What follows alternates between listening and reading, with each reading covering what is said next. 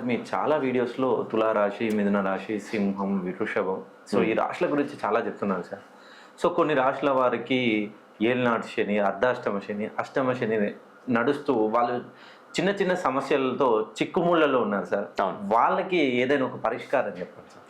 అంటే ఏలినాటి శని, అర్ధాష్టమ శని, అష్టమ శని అనేది ఇప్పుడు మేషరాశి వారికి ఏలినాటి శని నడుస్తుంది. ఓకే. మీనరాశి వారికి కూడా ఏలినాటి శని, కుంభరాశి వారికి కూడా ఏలినాటి శని నడుస్తుంది. ఓకే. అర్ధాష్టమ శని మనకు ధనుస్సు, అష్టమ శని సింహరాశి వారికి నడుస్తుంది. ఓకే. అయితే ఈ శని ప్రభావం ఉన్నప్పుడు మనకు పనులన్నీ ఆటంకాలు ఎదురవుతూ ఉంటాయి. ఓకే.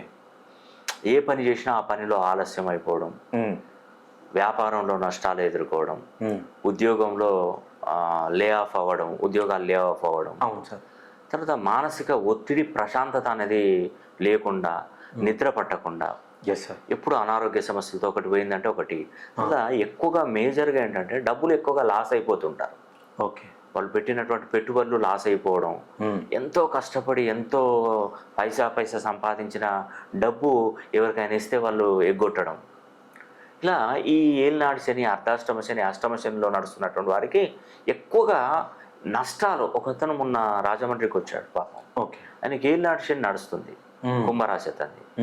సుమారుగా ఒక 8 కోట్ల రూపాయలు లాస్ అయిపోయాడు. అంటే నష్టం. ఇటు తల్లిదండ్రుల ఆరోగ్యం బాగలేక కొన్ని అప్పుల పాలైపోవడం, ఇంట్రెస్టులు పెరిగిపోవడం, ఈ 5.5-6 సంవత్సరాల నరకం అనుభవించాడు.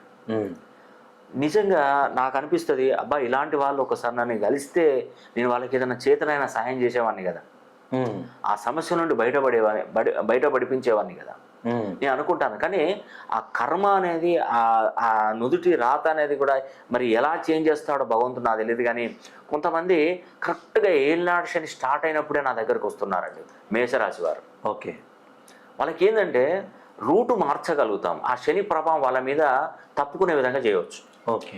ఒక కాడ రాస్తారోకు ధర్నా జరుగుతుంది, మనం అటువైపు వెళ్ళాలి, అవతల వైపు వెళ్ళాలి అనే చెప్పి ఆ రాస్తారోకు సగం గంట జరిగేది తెలియదు, అర్ధగంట జరిగేది తెలియదు, గంట జరిగేది తెలియదు. ఓకే. లేదంటే ఒక రోజు మొత్తం నడిచేది ఉదాహరణకి. అవును సార్.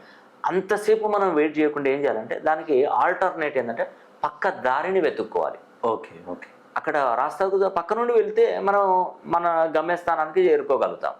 అలా మన ఐడియా, మన ఆలోచన విధానాన్ని మనం పదును పెట్టి మనం పక్క సైడ్ వేస్ నుండి వెళ్తే ఏమవుతుందంటే మనకు లక్ష్యానికి ఈజీగా వెళ్ళగలుగుతాం. ఇప్పుడు శని ప్రభావం ఉన్నప్పుడు కూడా అంతేనండి. మనకు శని పట్టిందని చెప్పేసి ఏమైతే అయిందని చెప్పేసి జీవితంలో ఇప్పుడు షేర్ మార్కెట్లో 10 రూపాయలు పోయినాయి అనుకోండి, ఇంకా పిచ్చి నిర్ణయాలు